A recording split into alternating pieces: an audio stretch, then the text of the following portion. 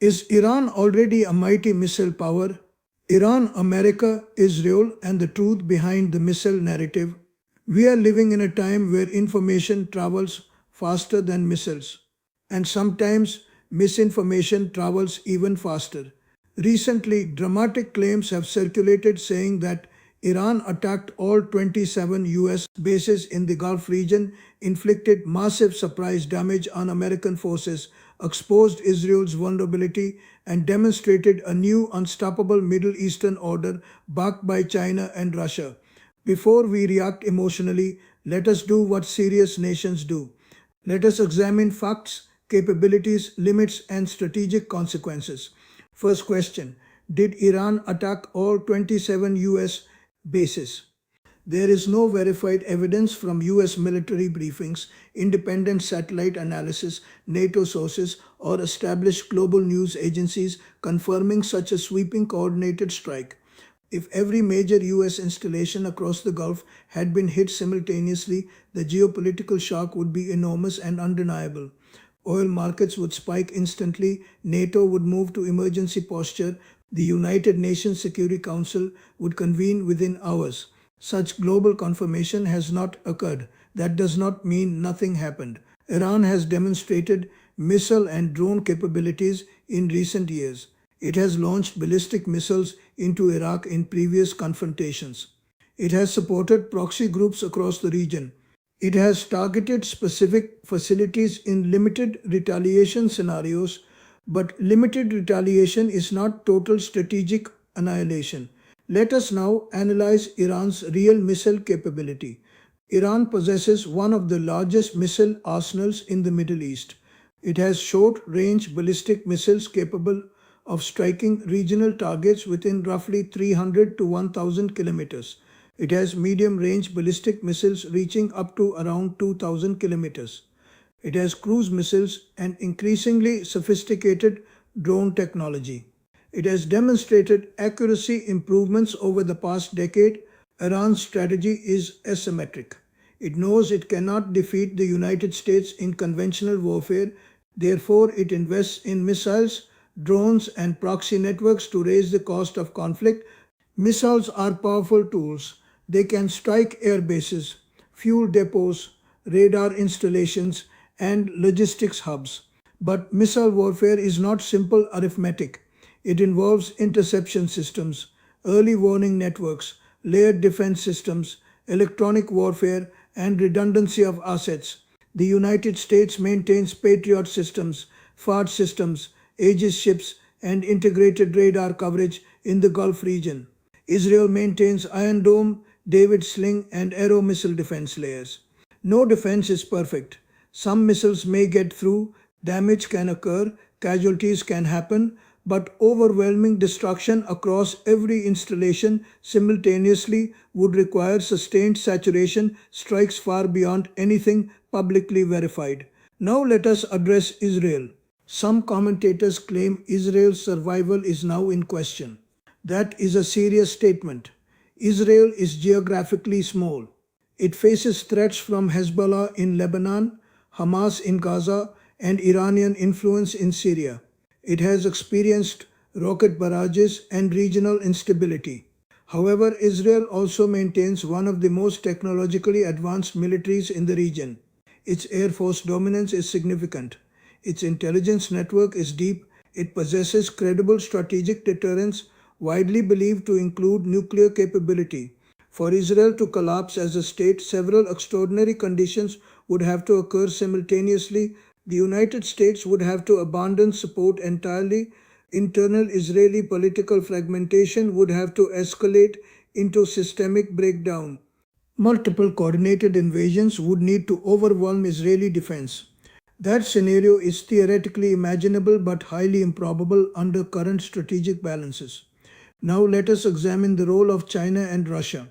There is no verified evidence that China or Russia are directly firing missiles on behalf of Iran. China's involvement in the Middle East has largely been diplomatic and economic. It brokered rapprochement talks between Saudi Arabia and Iran. It imports energy from the region. It prefers stability for trade. Russia maintains a military presence in Syria and strategic ties with Iran. It cooperates on certain military technologies and intelligence sharing. However, direct Russian engagement against US forces in the Gulf would escalate into global confrontation that has not been confirmed by credible reporting.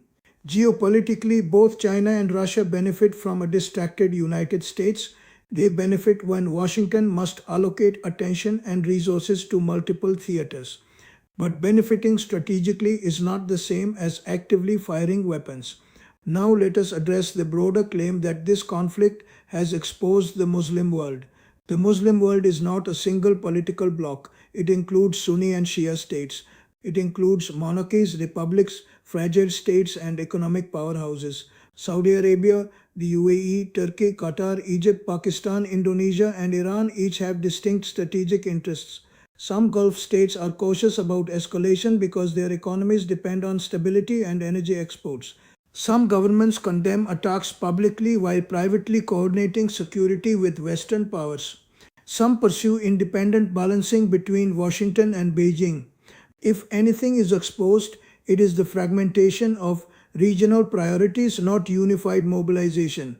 Now we must step back and ask the bigger question. Is a new Middle East emerging? Yes, the region is moving toward multipolarity. The United States is less eager to deploy large-scale ground forces. China is expanding economic influence. Russia maintains selective involvement. Regional powers are asserting autonomy. Iran has demonstrated resilience under sanctions. It has survived economic pressure campaigns. It has expanded influence through indirect methods. But resilience is not victory. Influence is not domination. And missile capability is not the same as overwhelming strategic supremacy. War today is layered. It includes cyber warfare, economic sanctions, diplomatic isolation, narrative battles, and technological competition. Military strikes are only one dimension. When dramatic claims circulate saying that America has been completely humiliated or Israel has been strategically finished, we must ask one question. What measurable change in global power structure has actually occurred? Has US naval presence withdrawn from the Gulf? No confirmed evidence suggests total retreat. Has Israel ceased to function as a state? No. Has Iran gained uncontested regional control? No. What we see instead is escalation risk combined with strategic signaling. Iran signals that it can retaliate. The United States signals that it can strike leadership targets. Israel signals that it retains deterrence. Gulf states signal concern about spillover. This is strategic messaging through limited confrontation, not total systemic collapse. Darshan, the most dangerous thing in geopolitics is not missiles.